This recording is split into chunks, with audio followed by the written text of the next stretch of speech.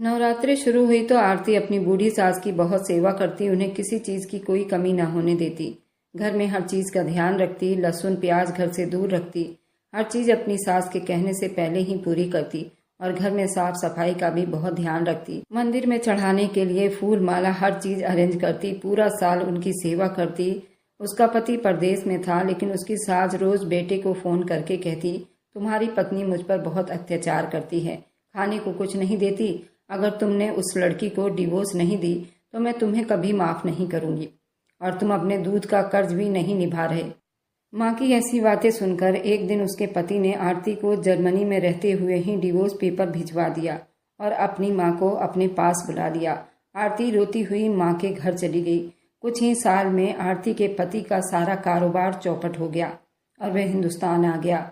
यहाँ भी भीख मांगकर गुजारा करता था। एक दिन आरती अपने पति के घर आई और उसे एक डब्बा पकड़ाकर वापस जाने लगी। उसके पति ने जैसे ही वह डब्बा खोला, उसके पैरों तले से जमीन निकल गई थी।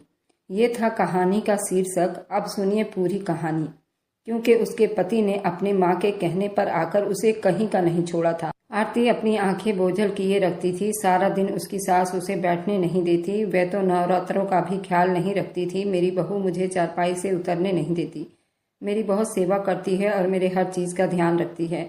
मैं व्रत रखूं या ना रखूं, वो मुझे हर टाइम खाने को पूछती रहती है। अब दिन के वक्त कुछ देर बहू को आराम करने दूं, लेकिन नहीं, वह सारा दिन नौकरों की तरह उससे काम करवाती।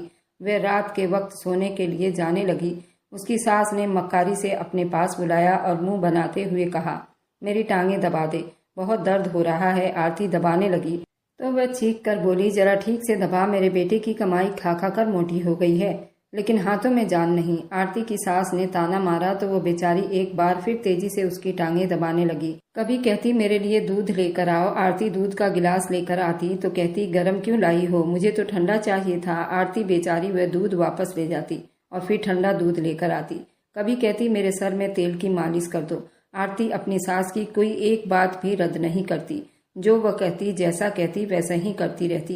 ये और बात थी कि सुबह पूजा आराधना के वक्त से लेकर रात तक राजपति उसे जानवरों की तरह काम करवाती थी। वह गहरी नींद में सो रही थी, लेकिन एक आवाज ने उसे चौंकाकर रख दिया। आरती उस वक्त चौंकी जब उसे अपनी सास की आवाज सुनाई दी। वह फोन पर किसी से बात कर रही थी। बेटा, मैं बड़ी दुखी हूँ, मैं तुझे क्या बताऊं। अपनी पत्नी के सहारे माँ को छोड़कर खुद विदेश जाकर बैठ गया है और वे सारा दिन पड़ी पड़ी पलंग तोड़ती रहती है। घर के कामकाज मुझ बुढ़िया से करवाती है, फिर भी उसे चैन नहीं मिलता तो मुझे भीख मांगने के लिए सड़कों पर छोड़ आती है और कहती है किशन के भेजे हुए पैसों से उसका गुजारा नहीं होता। खाने पीने के लिए मुझे कुछ नहीं देती और अगर मैं खाना मांगूं तो कहती है, अगर भीख नहीं मांगोगी तो खाना नहीं मिलेगा। आरती बिल्कुल हक्का बक्का रह गई। किशन तो उसके पति का नाम था। इसका मतलब था कि राजपति उसके पति से बात कर रही थी। तो उसने कुछ बोलना चाहा, लेकिन राजपति ने फोन कान से लगाए अपने बेटे को कान भरती जा रही थी। दूसरी तरफ वो विदेश में बैठा गुस्से से आग बबूला हो रहा था। आरती की इतनी हिम्मत कि वो मेरी माँ से सड़कों पर भीख मंगवाएगी। मैं यहाँ पर विदेश में किसके लिए बैठा हूँ? तुम्हारे लोगों के लिए ही तो दिन रात मैं कमाता हूँ और यहाँ परदेश काट रहा हूँ। जब मेरी माँ को ही इस औरत से कोई सुख नहीं तो मुझे इस जैसी बदतमीज औरत की कोई जरूरत नहीं। राजपति मुस्कुरा दी। कई दिनों से वह अपने बेटे का कान भरने की कोशिश कर रही थी, मगर आज कामयाब हुई थी। उन्होंने जल्दी से फोन आरती की तरफ बढ़ा दिया। ये लो, किशन तुमसे बात करना चाहता है, उन्होंने कहा तो आरती ने कांपते हुए फोन कान से लगा लिया था। किशन गुस्से का वैसे ही बहुत तेज था। वह अपनी सफाई देने की कोशिश करने लगी, मगर दूसरी तरफ किशन अपने आपे से बाहर हो चुका था। आखिर तेरी हिम्मत कैसे हुई कि तू मेरी माँ को भीख मांगने के लिए मजबूर करे? वह बेचारी मुझसे कह रही है कि मैं उन्हें वृद्ध आश्रम में छोड़ दूं, जहाँ लावारिस माँ बाप अपनी जिंदगी बिताते हैं, और ये सब कुछ तेरी वजह से है। मैं तुझे डिवोर्स देता हूँ और बहुत जल्द पेपर तेरे पास पहुँचा दूंगा, किशन ने जर्मनी में बैठे बैठे चिल्लाकर कहा तो आरती के हाथों से फोन छूटकर नीचे गिरा। वह हक्का बक्का कभी अपनी सास की शक्ल देखती और कभी फोन देखती। उसकी सास तो खुशी के मारे उछल पड़ी थी। यकीन नहीं था कि बेटा इस हद तक उसका दिल खुश कर देगा। आरती फूट फूट कर रोने लगी। चल उठ, निकल मेरे घर से, तेरा मनहूस साया भी मुझे नहीं देखना। आखिरकार मेरे बेटे की जिंदगी से निकल ही गई।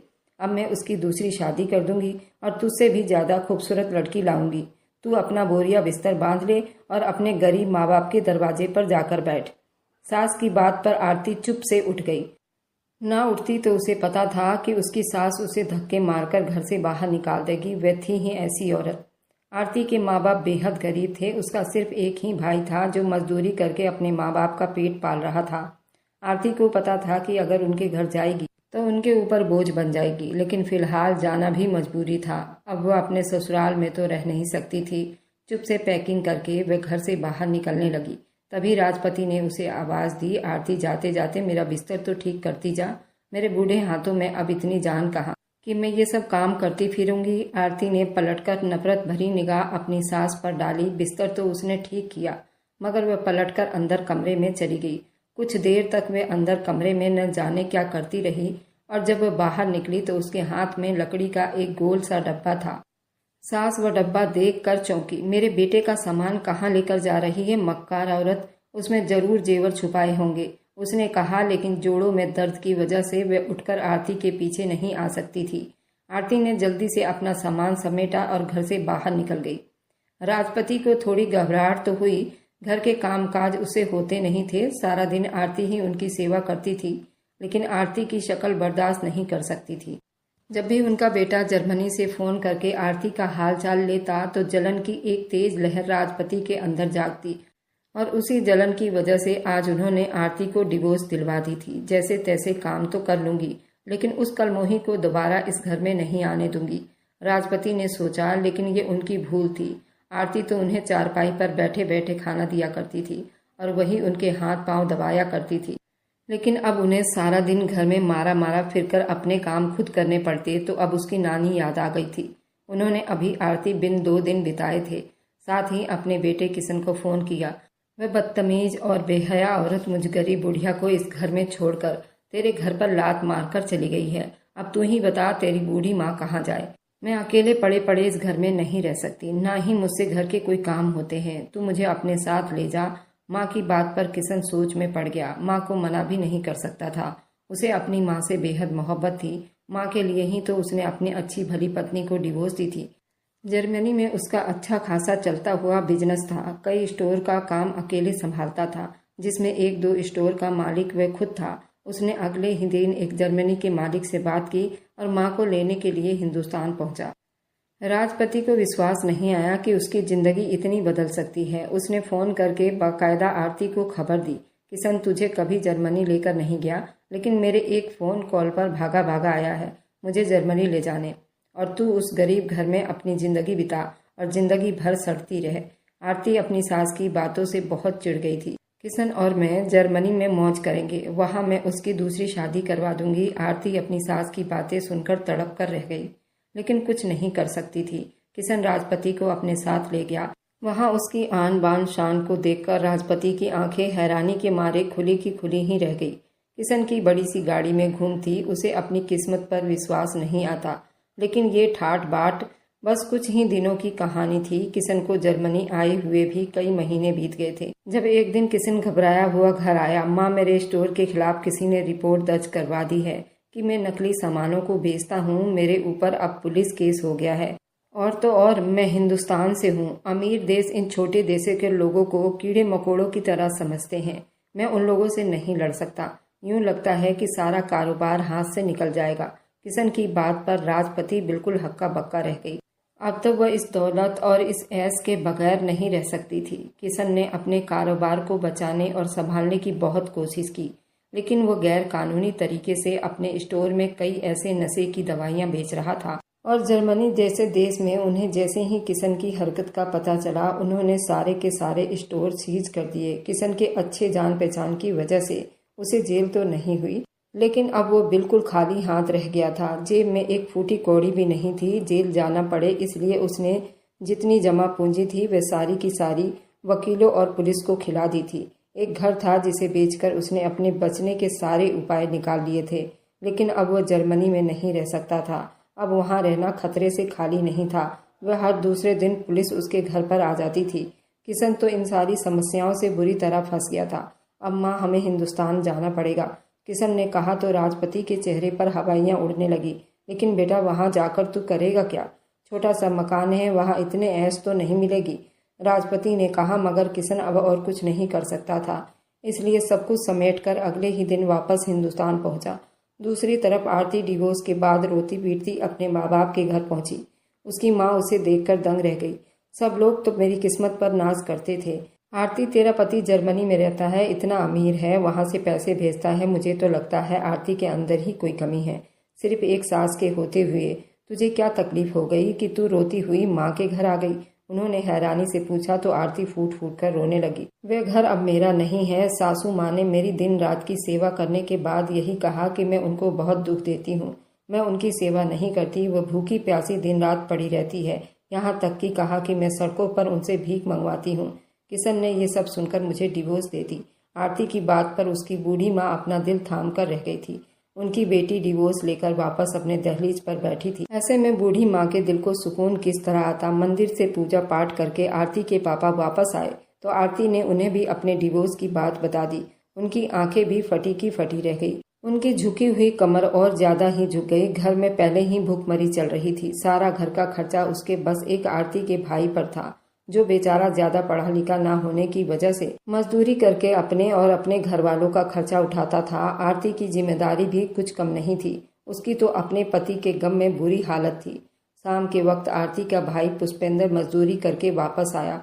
आरती को आंगन में घूमता देखकर चौंक उठा था। ये सब क्या है? आरती तो अपने ससुराल से यहाँ कभी नहीं आती थी, लेकिन आज इतनी परेशान क्यों दिखाई दे रही है? उसने माँ से पूछा तो वह रो पड़ी। आरती को उसके पति ने डिवोर्स दे दी है, अब ये हमारे साथ ही रहेगी।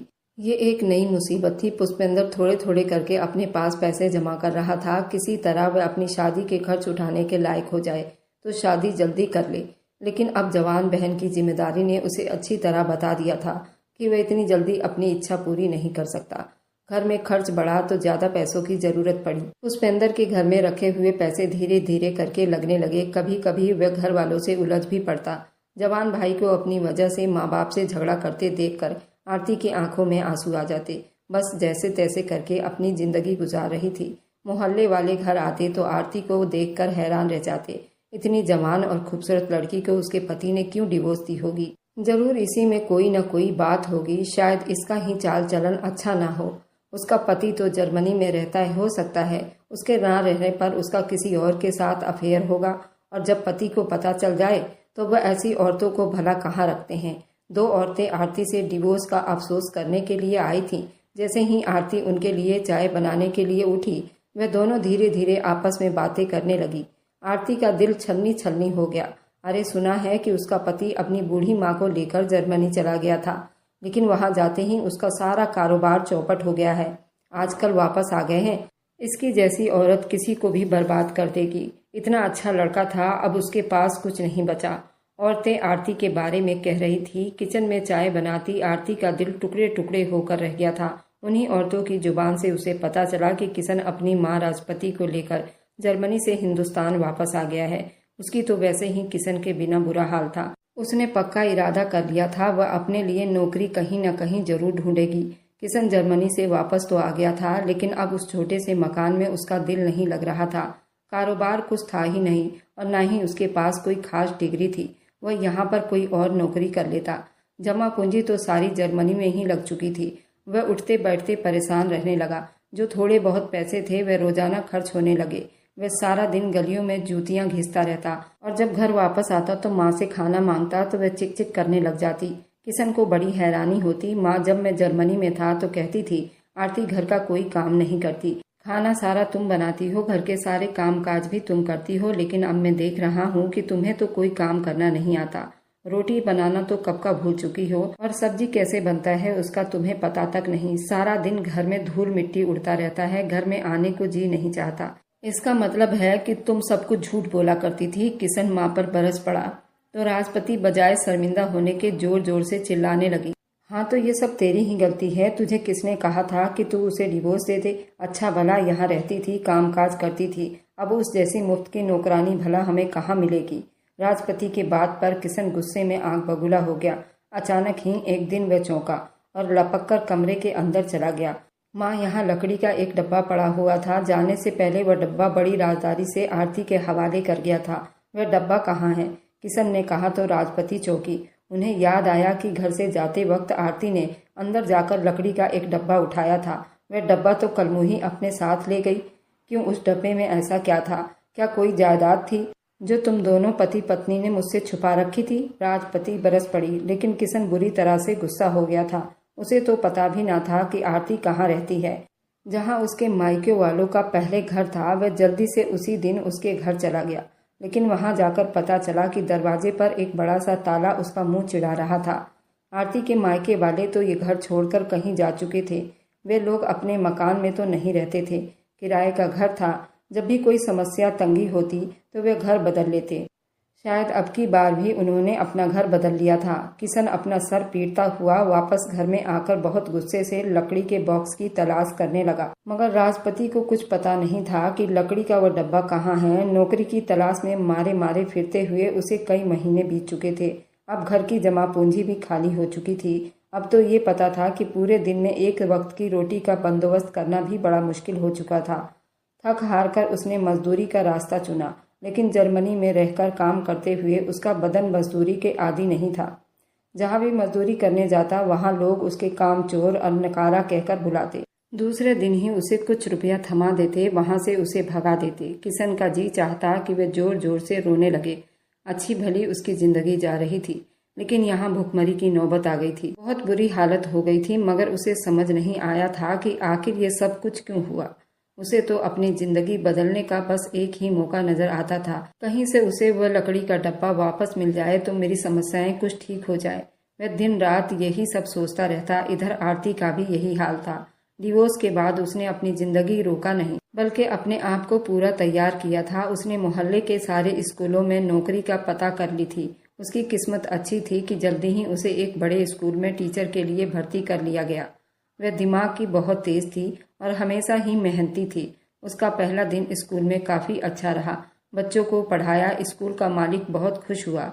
आपके यहाँ आने से स्कूल में बच्चों की संख्या बहुत बढ़ गई है। हमें उनके माँ बाप की तरफ से अच्छी खबरें मिल रही है। इसका मतलब ये हुआ कि आप हमारे स्कूल का एक अच्छा मुनाफा करवा सकती हैं। स्कूल के मालिक ने बहुत इज्जत से आरती से कहा था। वह मुस्कुरा दी। वह स्कूल बहुत जाना माना था। आरती के जाने से उस स्कूल ने और ज़्यादा तरक्की की। यहाँ से मिलने वाली तनख्वाह भी अच्छी थी।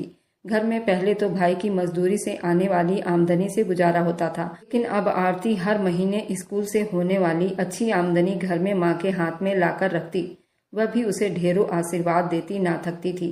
घर की समस्याएं तेजी से ठीक होने लगी थी, मगर सुधरते हुए हालत में आरती का दिल अक्सर जोर जोर से धड़कने लगता। वह अभी भी किशन के घर को और किशन को अपने दिल से नहीं निकाल पाई थी। उसके कमरे में वह सामान के साथ लकड़ी का वह डब्बा जिसे वह उठा लाई थी, उस लकड़ी के डिब्बे को देखते ही उसे अपना बीता हुआ कल और ससुराल याद आ जाता था और उसके चेहरे से खुशी गायब होकर परेशानी में बदल जाती थी।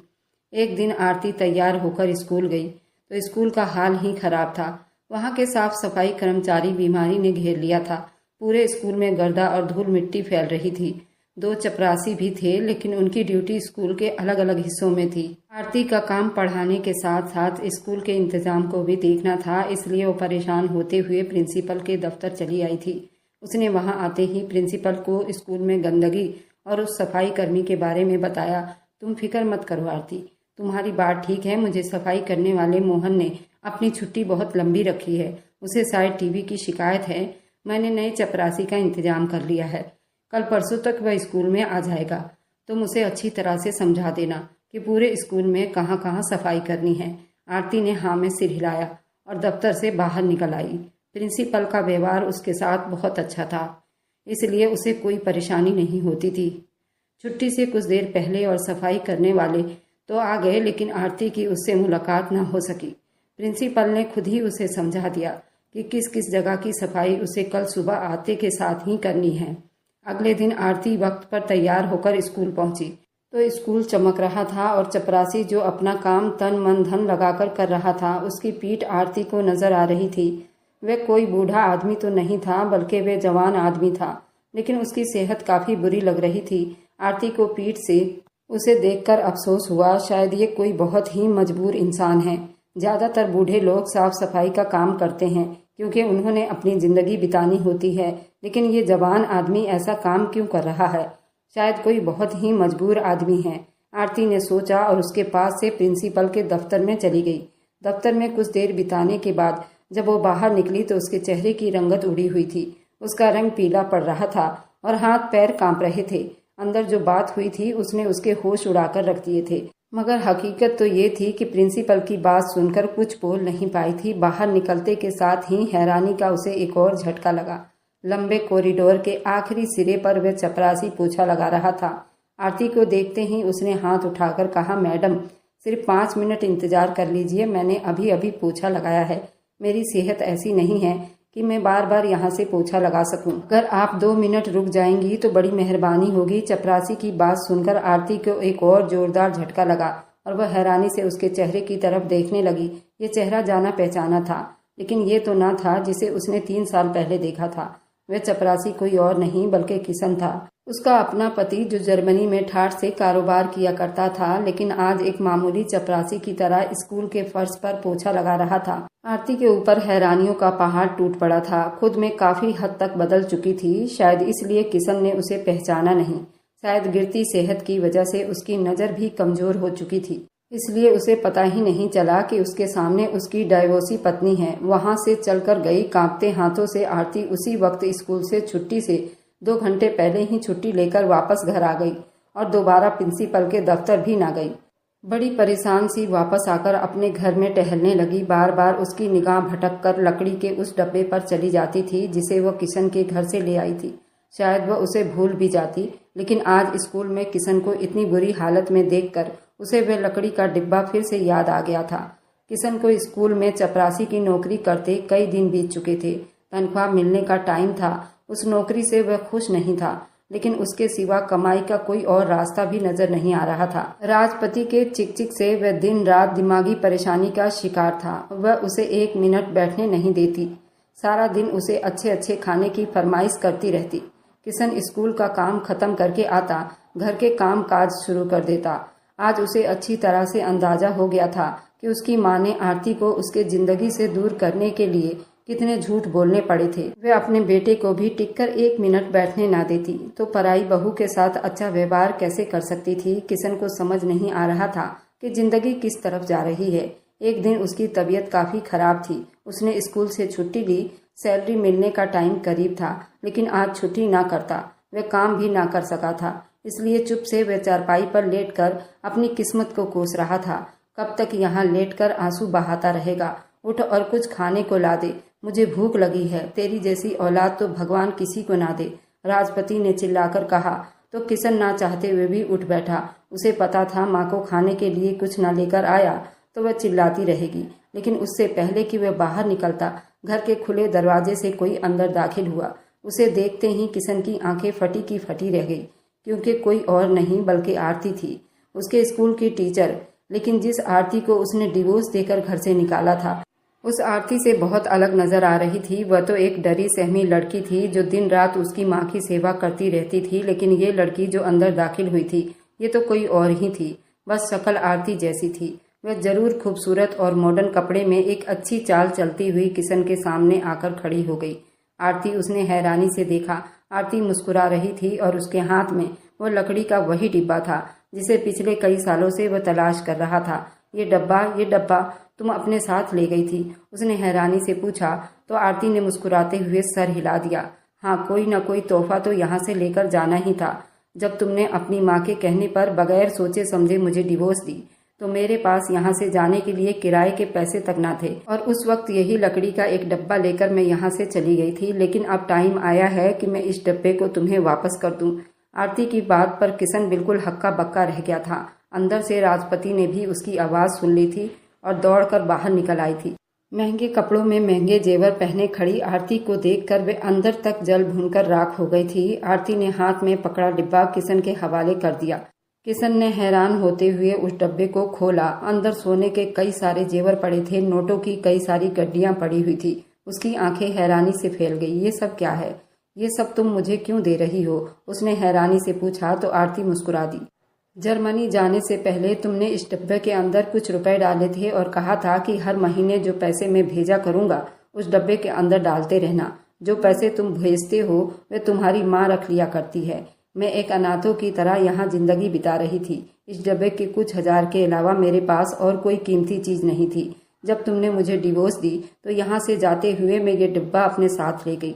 ये तुम्हारी अमानत थी, लेकिन जरूरत के उन दिनों में मैंने ये कुछ हजार रुपए खर्च कर लिए थे। इस डब्बे को देखकर मुझे हमेशा तुम लोगों की याद आती रही। कैसे मेरी लाखों सेवा करने के बावजूद तुम लोगों ने मुझे धक्के देकर और बेइज्जती करके घर से निकाल दिया। अब जबकि स्कूल का मालिक मुझसे शादी कर चुका है और अपनी पूरी संपत्ति मेरे नाम कर चुका है, तो मेरे पास रुपए पैसे और जेवरात की कोई कमी नहीं। इसलिए मैं सूद समेत वह सब कुछ वापस करने आई हूँ। आरती की बात में बहुत घबराहट थी। किशन हक्का बक्का रह गया। शर्मिंदगी से वो पूरे पसीने में नहा गया था। दरवाजे पर खड़ी राजपति भी हैरानी से उस आरती को देख रही थी। खुद उसके अपने कपड़े फटे पुराने थे। दिन रात घर में खाना और रुपए को लेकर चिक होती रहती थी। ये सब कुछ आरती सह कर भी किशन से कभी शिकायत नहीं करती थी, लेकिन किस्मत ने पलटकर यही वार उस पर कर दिया था। आरती तो आज अपनी जिंदगी में बेहद खुश थी। अमीर थी और उसके पास किसी चीज की कोई कमी नहीं थी। लेकिन राजपति और किशन, जिन्होंने उस पर बहुत जुल्म किया था, अब ये दोनों किसी को मुंह दिखाने लायक नहीं थे। आरती वह डब्बा किशन के हाथ में थमाकर नफरत से उसे देखती वापस चली गई थी। बाहर उसकी शानदार गाड़ी खड़ी थी। किशन डब्बे के अंदर झांक कर देखा तो वहां इतने पैसे जरूर थे कि वह अपनी एक छोटी मोटी दुकान बना सकता था। उसे पहली बार एहसास हुआ कि आरती को छोड़कर उसने जिंदगी की सबसे बड़ी गलती कर दी थी। आरती का स्कूल दिन दुगनी रात चौगनी करने लगा। उसने स्कूल के प्रिंसिपल से शादी कर ली थी। उसका स्कूल इंटरनेशनल स्कूल बन गया और वह विदेश चली गई। पर इधर किशन को नहीं मालूम था कि आरती विदेश चली गई है। उसने उस डब्बे के पैसे से अपने कपड़े की दुकान खोली। अब किशन का भी गुजारा अच्छे से हो रहा था। किशन की माँ चाहती थी वह दूसरी लड़की से शादी कर ले। आरती ने तो अपना घर बसा लिया, लेकिन किशन नहीं चाहता था कि जब तक उसकी माँ जिंदा रहेगी वह दूसरी शादी का कभी सोच भी नहीं सकता। वह आरती को खोकर ही अपनी जिंदगी बिल्कुल अधूरी बना चुका था। अब वह दूसरा पाप नहीं करना चाहता था। लेकिन किशन की माँ रोज उससे लड़ती थी कि तू दूसरी शादी क्यों नहीं कर रहा। आप लोग बताइए, मैं बहुत परेशान हूँ। मुझे शादी करना चाहिए या नहीं?